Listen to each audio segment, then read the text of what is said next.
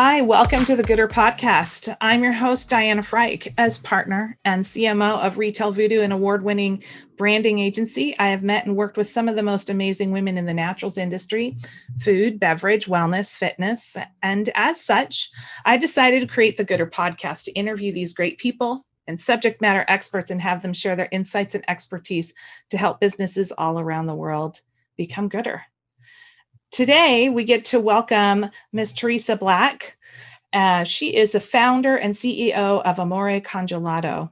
So she's super fascinating. Tereasa is a naval officer, a licensed attorney, and CEO, but there's more of Amore Congelato. Amore Congelato is a company that produces an all-natural gelato and sorbet sweetened with dates instead of cane sugar. In March 2018, she left her daughter for a 13-month deployment just before her daughter's second birthday. And that's really where the story begins. And she'll be able to share some more in a little bit. So welcome, Tereasa. How are you? I'm good. How are you? Good. How's Arlington, Virginia? It is rainy. It's raining? Oh, my goodness. Is it crazy over there right now, like with all of the things changing over politically, or is it pretty quiet? No, it's pretty quiet. I think most of that stuff is happening in DC. Okay. I don't know how far that stuff spreads out. No, it usually, honestly, everyone goes to, because we're so close, if anyone wants to protest anything or anything like that, they literally just go to DC because it's right there. It's so close. Yeah, that makes sense. Mm-hmm. Well, I still sort of laugh about how we connected over kind of the Spark virtual event hosted by New Hope. But that's a story for another day, but just kind of let you know, if you go to these virtual networks, you will meet some pretty amazing people, sometimes on accident, and it's pretty awesome. So why don't we start with the story of Amore Congelato? Like, your brand's still a little bit young, but you have such an interesting story. So what's the history and why did you start the brand? So it's kind of straightforward, I guess. I'm in the military. I was active duty for a time, but I left active duty in order to go to law school. And then as soon as I finished law school, like literally the Monday after I took the bar exam, I got a call and they're just like, "Hey, guess what, Tereasa, you're going to Djibouti for a year." And I start freaking out because my daughter at the time, she was 18 months old. And I'm just like, "Oh, great. Like, what am I going to do?" And so I left right before she turned 2, and I was gone for a year.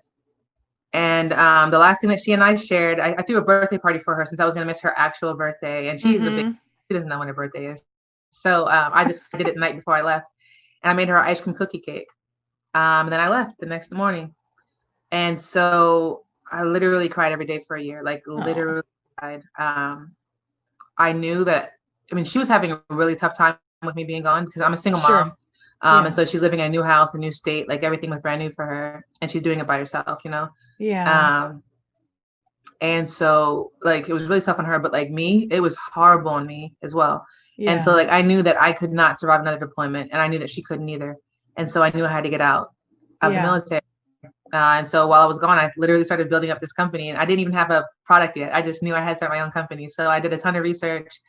And then I settled on, like, maybe 2 months before I got home, I settled on gelato because she had fallen in love with ice cream while I was deployed. I'm a super strict mom. So when it comes to diet, like, she was not having all that sugar and stuff like that. She literally had sugar only on her birthday. So that was twice in her entire life. She only had sugar before I left. And then my cousin took the liberty to alleviate her of that rule and was giving her ice cream while I was gone all the time. And so when I got back, I was like, all right, fine. You can keep eating ice cream, but it's not gonna be ice cream anymore. It'll be gelato, which is healthier for you. And then I'm zero cane sugar, like no cane sugar. I'm gonna replace that with something else. And so I did. Now she eats like a gelato that's literally more nutritious than kale, and she's just happy to do it. So. Wow. So you shared this such a funny story that I was laughing, and if you can remind me, like, how you learned that she had been eating ice cream every day. It was on a call, right? Is that what happened? Yeah. So every night I would, night for her, it was 2:00 in the morning for me. But for her, it was about 6, 5 o'clock. So at dinner, I would talk to her every day at dinner. And so one day after she finished her dinner, she says, she called my cousin uncle. So she's like, Uncle, can I have some ice cream? And he's just like, you had ice cream yesterday. I'm just like, what? But it was one of those things that was just like, I mean, there were so many like things that were happening while I was gone that I wasn't happy about. But like, it was one of those things that was just like, I can't keep nagging like, hey, don't do this, don't do this, don't do this, because like they're helping me, right? Yeah. And so it becomes like a balance of trying to figure out how to balance like how unhappy I am about what's going on with her and like what things are really important for me to point out. So something had to slide. That's so funny. Amore Congelato, the name comes from where? How did you decide on that? I was just coming up with it took me a while, a lot of Google Translate. Oh, okay. So Amore Congelato means frozen love. Oh. And so I called it that because my heart was frozen in time while I was gone. And so that's how it was born. And so I felt like that was a good name for it. Oh. And one of the things that you shared with me was this passion, so you're making this ice cream, right? But then there's this other component, was this ice cream shop location. And it was, I don't remember exactly how you phrased it up, but you were like, I think you either wanted to, or you identified a place that you thought would really needed some sort of congregational place. Can you share that story a little bit? Yeah. So there was this area in Arlington where, right by the Pentagon. So right where I used to work at the Pentagon. Okay. And we used to go over into this little space where we would have like, whenever someone was leaving the command, we would go and have lunch there to say goodbye to them. But anyway, I came over there one day with my daughter, and they have an ice skating rink. And so I was taking her ice skating, and it's 2 hours. Like, you pay for 2 hours of ice skating. And I'm sitting here just like a 3-year-old skating for 2 hours. Like, come on. And I was just like, but like, when you take a break, because you obviously need to take a break at some point, there was nothing else for her to do, like for us to do, except sit there and either eat. And after we finished eating, it's just like, all right, what now? Yeah. And so they had no dessert, like no playground, no like kids area at all. Yeah. And so I was just like, you know what? This is missing here. So they need this. And so when I opened up, I was the only dessert place in the area. But the most important thing, I think, was that I made a little kid section in my store. A lot influenced by the fact that my daughter was coming with me to work a lot of the time. Because she refused to go to the babysitter. Okay. And I wasn't going to force her. Like, if you want to come to the shop, you can come to the shop. So I made her a little section in the store where it's like a huge carpet with these like plush, huge pillows. Yeah. And like little kids tables with like Elsa and Paw Patrol.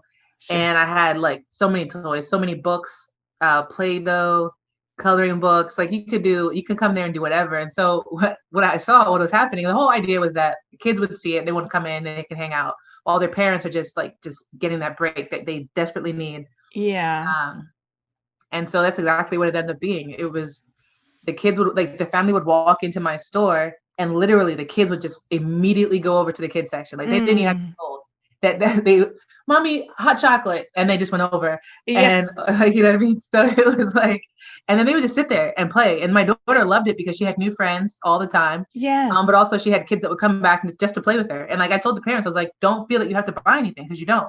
Like, I understand what it is to be a parent out, and like, you just need a break. Like, you just need like an hour, 30 minutes, whatever. Yeah. Even 5 minutes, but just a break, because like, kids, sometimes they can drive you crazy. I don't know that. But yeah, it ended up being this little spot where parents can come, sit down, enjoy coffee, hot chocolate, while their kids are just playing, and having fun too, like having a ball.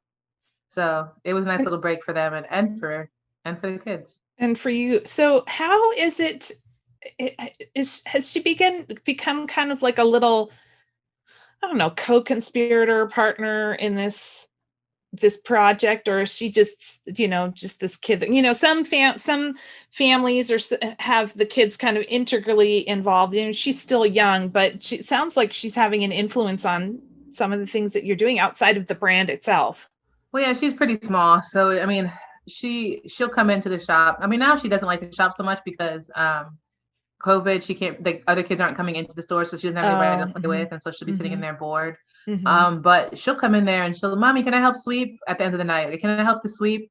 When customers come up, sometimes she'll ask if she can do the register, if she can press the buttons to ring them up. Oh my goodness. And I mean, everyone's like, if you ask her, it's our gelato shop. It's All our, right. or sorry, she says gelato because if someone calls it ice cream, she corrects them.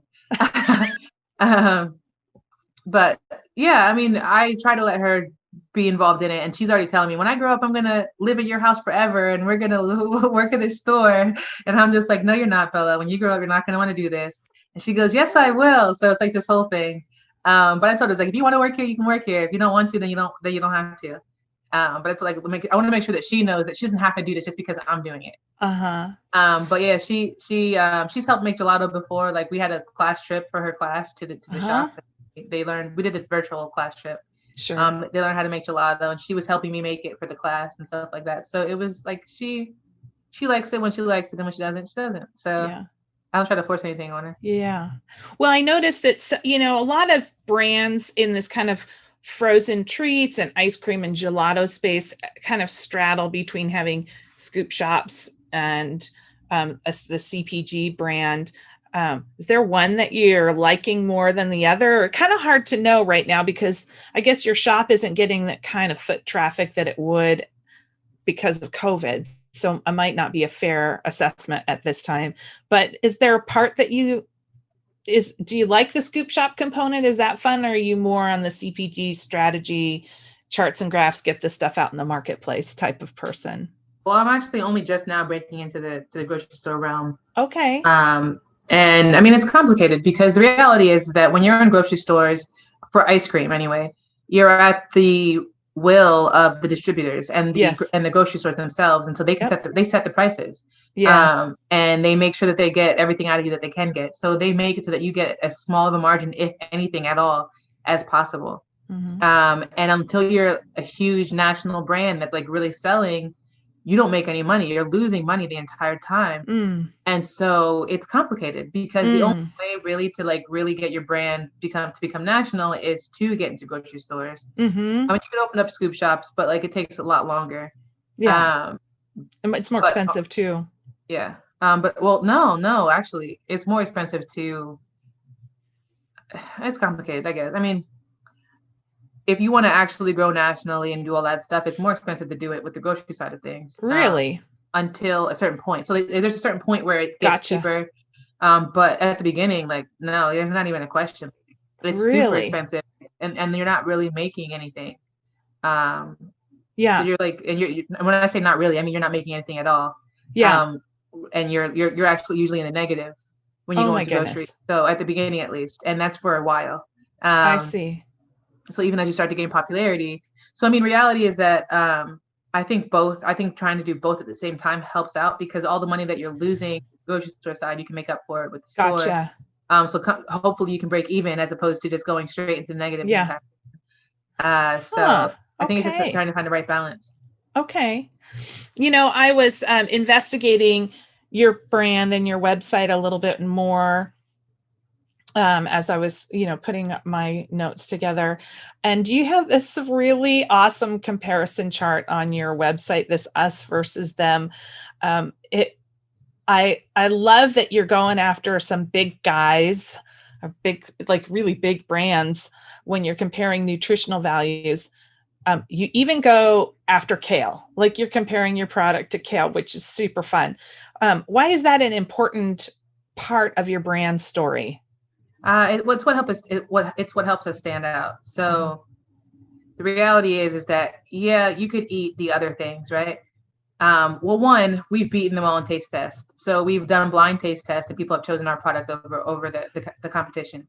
And that's specifically why I chose those brands, because we've beaten them all in taste tests. But another thing is that these are brands that you like, right? People love these other brands. And the fact that there's something out there that tastes better and is better for you, I would think would help people to make a decision. Like, people are already leaning away from ice cream and gelato already, and it's just like, it's not really good for us. We don't really want. So like, if you could have a functional food that's also a dessert, but that tastes like the regular desserts that you're used to, like, why wouldn't you do that? Why wouldn't you? Yeah. It's like, there's really no reason to not indulge. Like I ask people all the time, like, no, I was like, why don't you eat ice cream? Because it has a bunch of cane sugar in it, and it's like generally not really good for you. And I'm just like, what if it was?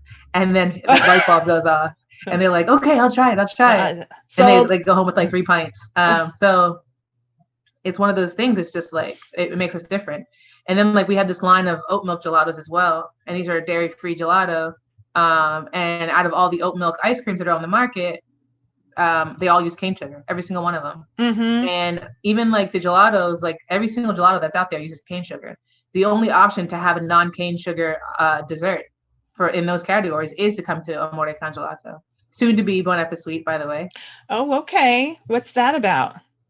So, I mean, honestly, it's all legal. We couldn't get Amore Congelato trademarked. So, okay. Well, that's sometimes the way it goes, right? Yeah. Yeah. That's life. Yeah. But, so yeah, I mean, go ahead. One of the other big things that's important to me is like our mission as a company. Yes. So I'm an attorney, and a lot of my work that I did before this was with public defense and just like fighting social injustice. And so when I switched careers, I decided like I needed to continue that mission, because that's been my life mission, not just as an attorney. That's literally been my life goal, is to right the wrongs of our society. And so what better way to spread the word and spread the knowledge about the facts except through your product, right? Yeah. So in each pint, I print a social, they're called Stay Woke facts. But I print facts about social injustice on the pints. And then as we open up the new website for Bon Appetit Sweet, people will be able to come onto our website and sign a petition. Nice. And then eventually, once we get a certain number of signatures, we can submit those to the Congress people and then hopefully make change. Not just Congress people, but like state and federal. Sure. Whatever initiative you happen is like, I'm assuming it's rotating initiatives or right type of things. Well, each flavor has its own initiative. So once we solve that problem, then we move on to the next one. So I anticipate that once we get enough signatures and once people actually move, because just because we want something doesn't mean it's going to happen, right? Like this summer, everyone was screaming for social, like for social change when it comes to the criminal justice system, and Congress said, "Oh yeah, we'll do it," and then they put it on the back burner and haven't talked about it since like it's quiet, June, July-ish, even though everyone was screaming for it, right? So the entire population wants something to change. I mean, same thing, not necessarily supporting the use of marijuana, because I've never actually used any drugs myself, but the same thing with that. Like right now, it's a class 1 drug. Yeah. And they say the only way that something can be a class 1 drug is if it has no medical purpose. Well, marijuana does have a medical purpose. So if anything, it should be a class 3. Like it should be lowered, if nothing else, because it doesn't fit in that category. But even though most of the population is screaming, hey, this needs to change, the federal government's just like, nope, we're not going to do it. So, I mean, yeah, that's all part of the reason that I'm trying to, like, you know what I mean? Trying to get people to move. That's a lot. I mean, that's a lot. I'm trying to do something similar. Of course, that, my podcast is to kind of elevate women and elevate diversity in our industry. And just the one thing is very challenging. And I can just imagine like all of these things that you are passionate about trying to change. And the marijuana thing is probably a whole other podcast, because there's, THC and I don't even know all the acronyms anymore. As marijuana starts to unpack and people start getting open to what is possible with it medicinally, and then also the environmental benefits of the hemp products and the marijuana products. There's just a lot there. So that is amazing that, that that's not just the single initiative, but there are other. No, actually, marijuana was just an example. That's not one of the things on my clients, actually. It's not. Oh, okay. No, that was just an example of something that's just you an could do of, in like, the something future. That society is saying we want change, and we're ignoring it. I know the facts on my pints are things like the fact that we have a ton of innocent people in jail every single day because they can't afford to pay bail. Even though our Constitution says that we cannot have excessive bail. Right. Obviously, if these people are only in jail because they can't pay their bail, that means it's excessive. Something's not working. Yeah. Mm-hmm. And so things like that are what's on there. And while I do agree that marijuana needs to change as well, it's not one of those things that it's only injustice in the sense that we're criminalizing. A lot of people in jail right now are sitting there because they have marijuana crimes, and it's just like, really. Understood. Yeah. Yeah. Well, so I seriously, when after we spoke, I was so energized. I want to say I love everything about you, but I don't know you well enough to say that. But I'm just so enamored by this bundle of superpowers. You know, you're a lawyer, you're military. Are you an officer, military officer? Yeah, single mom and an entrepreneur. I mean, all of those things individually require a lot of mental fortitude and physical and emotional strength. Where does this passion and drive come from? Is that just who you are, or is that a family thing, or where does that come from? You know, it's funny that you're asking that question. My brother sent me a message last night, literally last night, and it made me cry, honestly. And it was just saying, like, a lot of people, he was basically saying, like, most people have these role models that are celebrities and famous people, whatever, but like, you're my role model, because you've literally done everything that you set your mind to, and you don't just stop at what the status quo is. You don't just stop because you've done something that someone else in our family hasn't done. You keep going because that's your drive. You want to do, and you have these goals, and you set your mind to them, and you do them. You don't just sit there and always talk about it. You actually take action. Mm-hmm. And that's just the abbreviated version of it, but it was just like, I started crying because it was just like, I don't know. I think every step along the way, like I went to college, undergrad. I was the first person on my side of the family to graduate from undergrad. And then I joined the military as an officer. I was the first officer in my family. And then even just getting through that process was so difficult. Like, I went to OCS, I broke my ankle. I literally went through my entire training, with a broken ankle. Oh my gosh. And like, you get through, it's just one thing after another. And it's just like, I just said I was not going to give up. You know, if I say I'm going to do something, I'm going to do it. And that up to this point, like, just that, going to law school, having my daughter in my second year of law school, and continuing with like, I literally did not take a break. I just kept moving. Then getting deployed immediately, coming back home, and starting this business. I mean, just in life, that's just my personality. If I say I'm going to do something, I make a plan and I execute. But when it comes to this business, honestly, my motivation is my daughter. I know that I cannot go through another deployment away from her. Like, I can't do it. I can't. She can't do it. She went through a lot during that time, and I cannot do that to her again.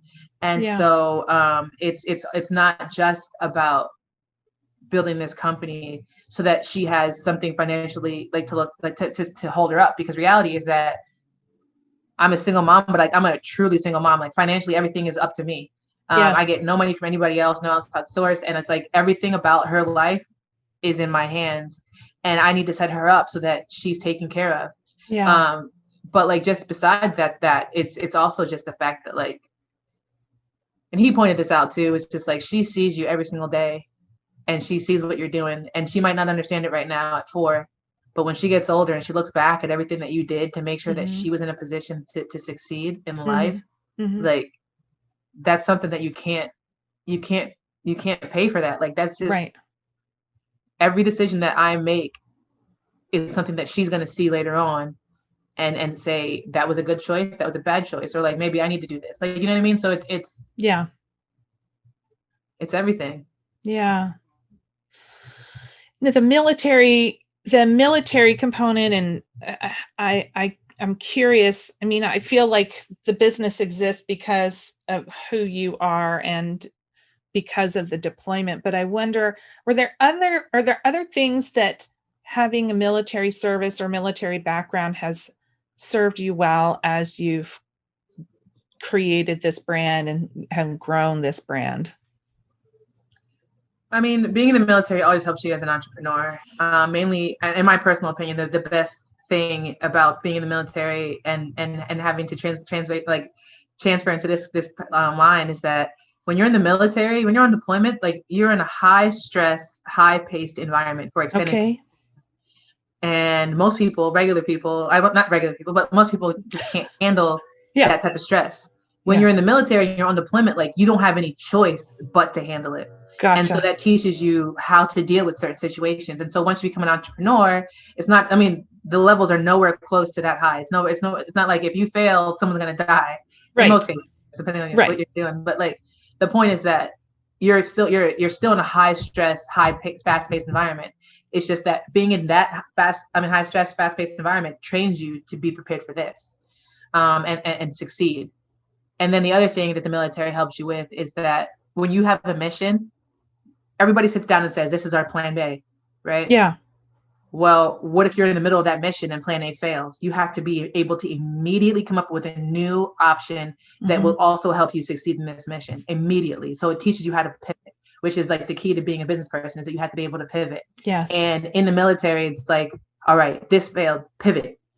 It has to succeed. If that doesn't succeed, pivot again, because the mission has to be accomplished, period. Yeah. There's no option to fail. And so the same thing is translatable into a business, in that while you have some people who aren't in the military, and this is a big thing with investors, it's like, they're just like, well, how do I know they're not going to just quit? I'm going to give them my money and they're going to go and quit. Right. So they try to give you incentives like, hey, go do a friends and family round first, because you're not going to lose all your family's money, and not hesitate. You know what I mean? But and you're like, excuse me, I've been in the military. Well, it's not just that. It's just that, I guess, some entrepreneurs, they just have a mindset where it's just like, it's all about them. They're going to do this. They're going to do this. They're going to do this. And I guess in the military, that's not your mindset. It's never just about you. And so it doesn't matter if I know you, or if we're complete strangers. I will do this because I said I was going to do it, and you're invested in this, right? Like, we put our lives on the line for the entire country, not just our families, you know? Yes. And so it's just like, it doesn't matter if I know you, or if I know him, or if I know her. I'm doing this because I said I was going to do it, and because I made a promise to you that was. Yeah. And so that same thing applies to business, in that I'm not going to give up just because, you know what I mean, something's not going the right way, or because I have a new hobby that I want to try out. Yeah. I told you I was going to do this thing. I'm going to put everything into doing it, and I'm going to make it succeed. And if that means I have to pivot, then I have to pivot, but it's going to succeed regardless. The mission has to be accomplished. Yeah. And so I think that that's another aspect of things that a military person brings to you, that a civilian wouldn't. Yeah. Or, I mean, sometimes they will, I guess, maybe, but I don't know. Sure. It's just a different mentality is what I'm saying. Yeah. It's so interesting because, the forming of your brand comes from deep in your heart, as do all startups that come from somewhere. It's not usual that people just decide, I'm going to make a thing because, well, sometimes I'm a thing because I can make a lot of money. The people that I talk to on my podcast do what they do because of a deep passion and a commitment to that passion. And what's interesting to me is oftentimes people who have that deep passion don't have the ability to be agnostic about how they feel about the journey, because the journey is bumpy and tricky. And so it sounds to me like what you're saying is, there's two sides. I'm passionate to my brand because this is about my family. This is about me and my daughter. And then at the flip side, that even though there's bumps in the roads, you have a skill set to be able to just go, change, move, whatever's in the best interest. And your commitment to yourself and your commitment to your daughters is very, very strong. And that commitment probably comes from before the military, I would guess, because I think the military draws a certain type of person like that. But then that experience must have just like really entrenched it and is a little bit more more foundational than maybe it was before. Is that a fair assessment? Yeah. I mean, I think growing up, it's just me and my mom and my brother. And then my cousins moved closer. And so then it was 6 of us. Like the family, our family is very, very close. Yes. And when I say our family, I don't mean like my nuclear family. I mean, my whole family is very, very close. We share holidays together. Like everybody comes, like 36, 60 people at like Christmas. Love it. Or we have a family beach day where everybody comes to. And so for me, I think some people see the world and they're like, I care about my family, my immediate nuclear family. The other people see the world and they're just like, all right, I care about this group of people, but not everybody else. And I think that I've always been of the mindset that it was just like, I care strongly about my immediate family, right? My full extended family, right? But and the way I see it is that in order to make the best situation for them to succeed and thrive and be in this world is for everyone to succeed and thrive and be in this world. Because if we're, so say the fact, like our schools, all right, our schools right now, they're broken down. If you're poor, usually you have a really bad school. Yes. All that's going to do is hurt everybody in the long run. It doesn't help Right. that my cousins are going to this better school and this kid is going to a bad school, because Right. at the end of the day, they're the same age when they get to this point, right, in life, Yeah. when they have to take over our country. This person's going to be prepared and this person's not. Right. That doesn't help anybody. That's actually going to Yeah. make our country most likely fail. So Yeah. I guess when I look at the world or our country, I think of it on the larger scale. It's like we all need to succeed in order to hold each other up. We can't just if one domino falls, we're all going to fall. Yeah. And so I guess that is something that I brought with me into the military, and something that I kept with me in the military and then through it. So would I say that the military helped strengthen that? Maybe. Because it actually puts you like like before it was a theory, like, you know what I mean? Before the military, it's a theory, but when you're actually in the military, it's happening right now. Yeah. So. Gotcha. So I kind of want to jump back to your daughter a little bit. She comes into your gelato shop.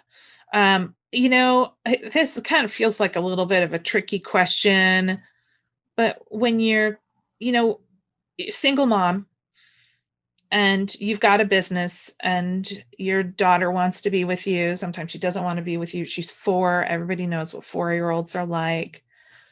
I don't know that you can even think about it in a different way, but like, talk about, you know, how does she fit into your day? And is she kind of a, you know, I think I asked this before, is she a little bit of a pal? Is she a co-partner, or is there still very much a mom-daughter relationship and it's just some little critter that you get to manage throughout your day? So I've made a very distinct line for her, and she understands it now. I think for a while she didn't, but she would always say, "You're not my friend anymore." I always say to her, "You're not my friend. I'm your mom. Like, you're my daughter." That's the relationship that we have. And the idea behind that is that, I mean, it's complicated. So I guess I tried to let her understand.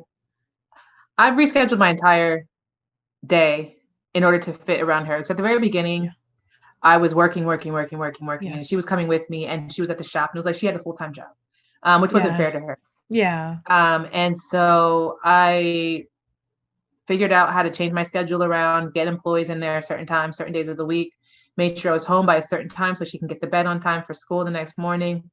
And also time for us to spend time together, because I mean, the whole point of me making this business was that she and I could do stuff together and spend time together. And so what I've done is that, and when she's not with me, I try to get as much work done as possible, like as much. I try to pack all my meetings in before she gets home, and just try to get everything accomplished before she gets there. Because as soon as she gets home, I have taken her to the playground, or we're going to the library, or like we're doing something as soon as we get home together. And then after that, she has to do, she gets a little break. She can play with her toys. And then she has to do her homework, which is just us going over her sight words and practicing her handwriting. And she's doing like basic math, like 1 + 1 is 2, like up to like 5 and stuff like that. We're doing basic math, just stuff like that. Like we're learning, like we're sitting together learning after we played together. You know what I mean? I have a certain amount of time that she has to have. This is the amount of time minimum of every single day. Of every day. Yeah, every day. And then outside of that, it's up to her. I mean, most of the time now, she doesn't want to play with me. She wants to play with her friends. Okay. Yeah, already. It's crazy.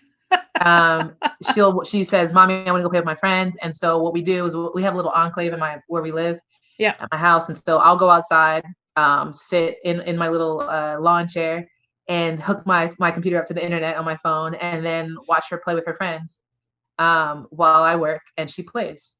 So it's really up to her. And then I have some other friends who are also single parents. Well, one friend that's a single parent, and sometimes she'll just go play with her daughter while I'm at the shop. If I'm going to be there for too long of the day, I don't want her to have to sit there all day. So I mean, just balance, trying to figure out what makes sense and what doesn't. Yeah. It kind of leads me to my next question, which is around the Stacy's Rise project. I had the pleasure of interviewing Kira Dilly several weeks ago, and she shared a lot. I mean, more than we could possibly even have on the podcast about Stacy's Rise Project. And then I saw that you were on there, or I sent it to you and you said, no, I'm already one of the people that are on there.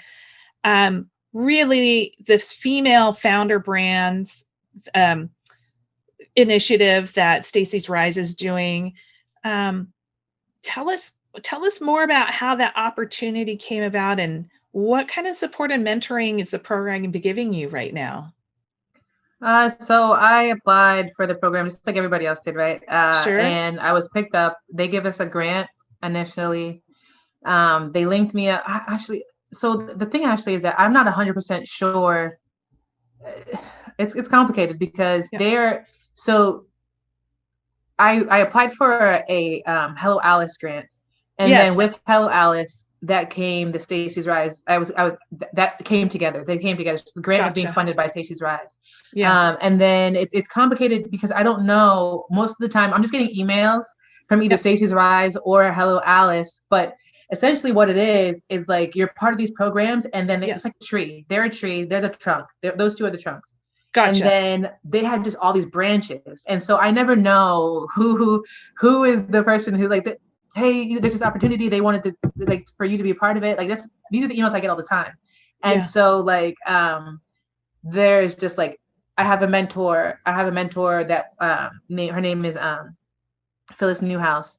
And I don't know which program that came through, but it came through one of the two. And like so she's helping me out with certain things. And then I have like I mean it's just like they put together a little video for us, video clip. They put our website on their Instagram page. Like it's just like there's just a bunch of different things that different opportunities that they give you and they tell you about, and they say, hey, if you want to do this, you can do this. If you don't, then you don't. Wow. And so it's hard to even pinpoint what it is because I get so many emails all the time saying, hey, this opportunity just popped up, and so it's just, I mean, it's a lot. So, but it's just like, it's always connecting me to the next level, I guess, the next person, to take me to the next stage.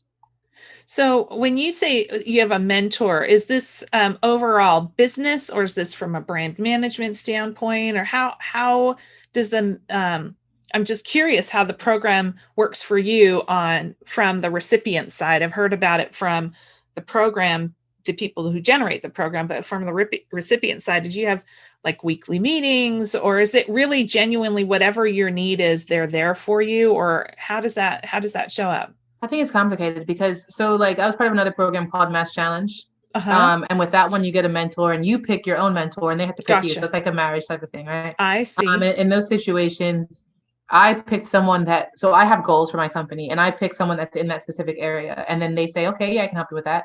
And they become my mentor. But for this one, they didn't really necessarily ask you. They linked me up with Phyllis Newhouse. She's a tech person, but she owns a huge company. She's involved with a lot of venture capital. Gotcha.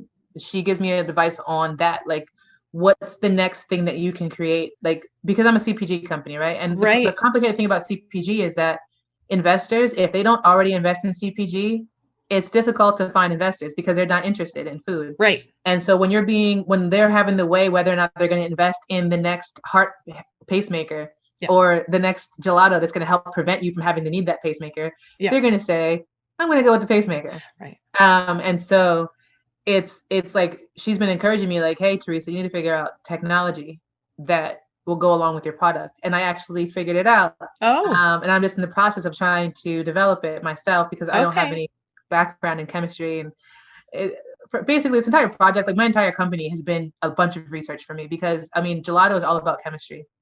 Yeah, of course. And I haven't done chemistry since my first year of college. And I'm not going to tell you how long ago that was, but it was a long time ago. And so this next stage of development, it's like, I think it's an amazing product. It's an amazing product. And I just need to be able to execute. And so I'm working on it. Okay. Well, we'll have to stay tuned for that. I'm curious. Oh, well, our time is almost up. And I always have a couple of questions that are a little bit outside of the narrative that we've been going down. So I'm curious for you, as you've been in CPG and you've been looking out in the market and doing your research, are there any brands or ingredient trends or anything that you've got your eye on that you're like, ooh, I like what they're doing because, anything that's exciting for you right now? Honestly, if I'm being 100% honest, a lot of the stuff, a lot of the new avenues I've taken or paths that I've gone down, it's been because customers are asking for it. Okay. And it's less to do with the market and more to do with what's going on in just my store.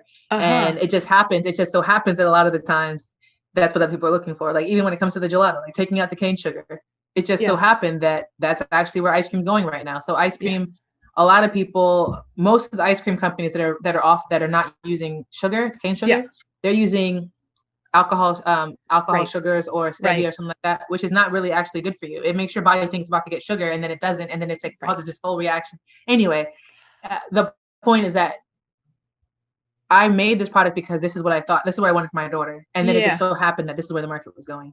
And then when it comes to the non-dairy, I made the product because my customers were like, okay, we can get, I get it, you have sorbets, right? But I want ice cream. I want non-dairy ice cream because I want ice cream and I don't eat dairy.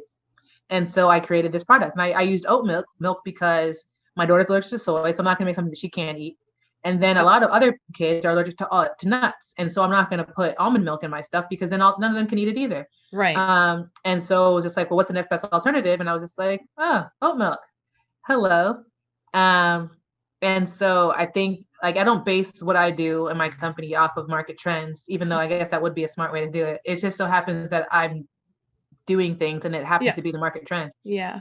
So I'm just curious if there's just, it doesn't even have to be in category that you're finding interesting, but I love that you're just listening to your community and developing based off of your community needs. I always love it. I always ask actually for folks like yourself when they come on the show to kind of give this kind of some sort of interesting fact or tidbit about your product or industry. And I'd love for you to share something that you think people would think, wow, that's really interesting. I'd also love for you to share, if you can remember off the top of your head, your comparison between gelato and kale. Just like what are you comparing there, and what are you trying to show people? Because that to me was really, really fun. I guess I'll start with the kale. I don't know. I don't remember the exact numbers, but I do know that. So when you're comparing 1 cup of kale to 1 cup of our gelato, that our gelato has more nutrients. And so that's everything from, this is compared to our chocolate gelato because each flavor has a different level of nutrients, obviously, from the flavor. Gotcha. But this is specifically our milk chocolate. So our milk chocolate has 24 grams of protein. It has 46% of your daily value of fiber. Wow. It has 30% of your daily value of iron, potassium, and magnesium, I believe it is.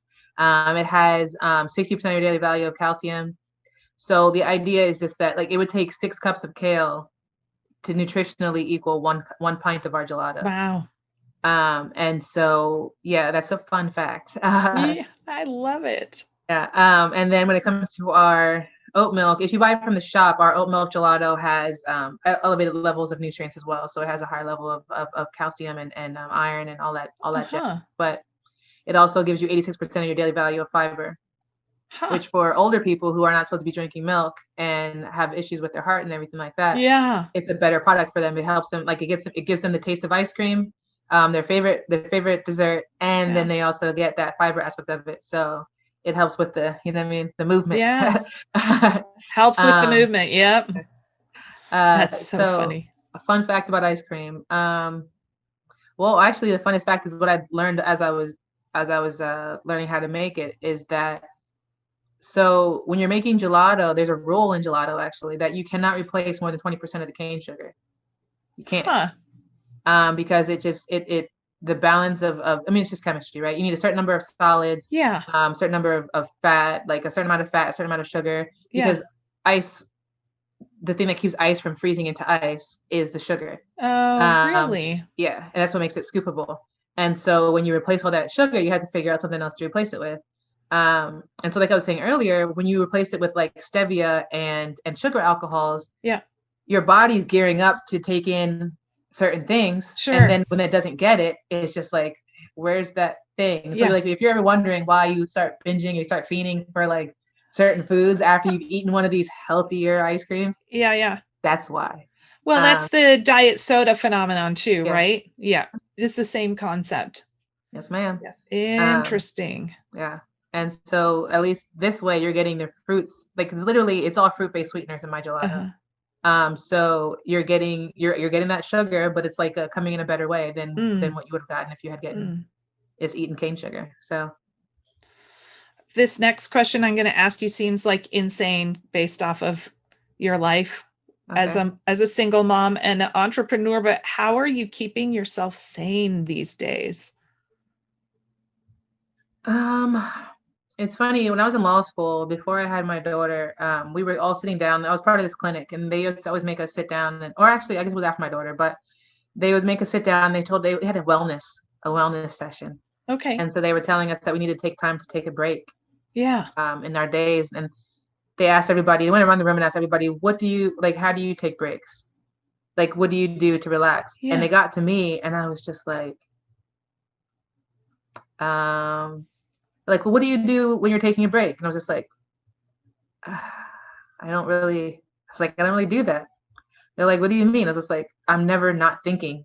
Like when I'm in the shower is the only time where I really sometimes I will relax, but a lot of times I'm just thinking about, okay, this is what I need to do. I'm making my checklist, my mental checklist. I get you. But when I'm about to go to bed, I do the same thing, but I try to like relax before I go to bed because I don't want my mind racing as I'm trying to fall asleep. Exactly. Yeah. That prevents you from falling asleep. But like, honestly, when I try to fall asleep, all I do is say sleep, sleep, sleep, and then I just fall out. But like, when I'm driving, I'm listening to audiobooks about like businesses and investments.